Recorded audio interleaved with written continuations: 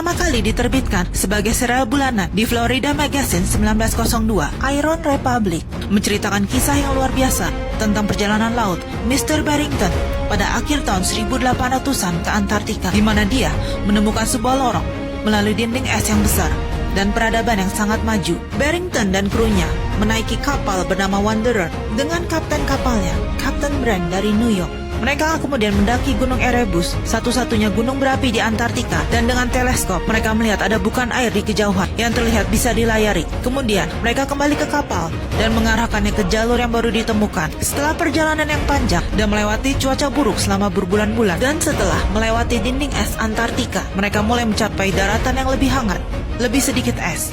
Ditulis demikian, matahari muncul lagi, dan saat kami bergerak ke selatan, laut menjadi bersih dari es. Hanya laut terbuka yang terbentang, dan kami bertahan.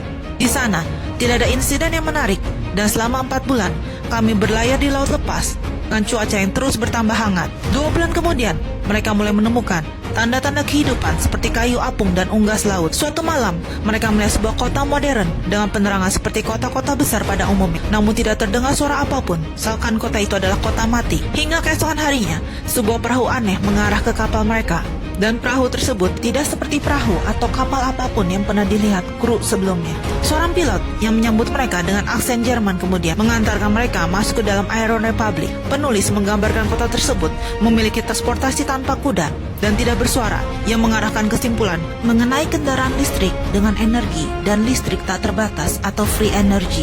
Benar atau tidaknya cerita ini menjadi hal yang menarik, mengingat buku ini ditulis pada tahun 1900-an awal, dan kisahnya yang mengarah pada keberadaan dinding es dan keberadaan dunia di balik Antartika yang sekarang menjadi cerita konspirasi yang sudah beredar luas. Masalahnya, tidak akan mudah untuk berlayar keluar dinding es Antartika. Anda harus melewati cuaca beku dan seterusnya ke Iron Republic. Jaraknya juga sekitar 10.400 mil atau 17.000 km. Belum lagi ditambah dengan penjagaan super ketat dari militer pemerintah Amerika. Mengenai petugas beraksen Jerman tersebut, ada yang beranggapan bahwa ini berkaitan dengan kaum elit Jerman yang berhasil menyeberang setelah kalah dalam Perang Dunia Kedua. Dan yang terlewat adalah fakta bahwa orang-orang dalam Iron Republic seperti familiar dengan negara Amerika.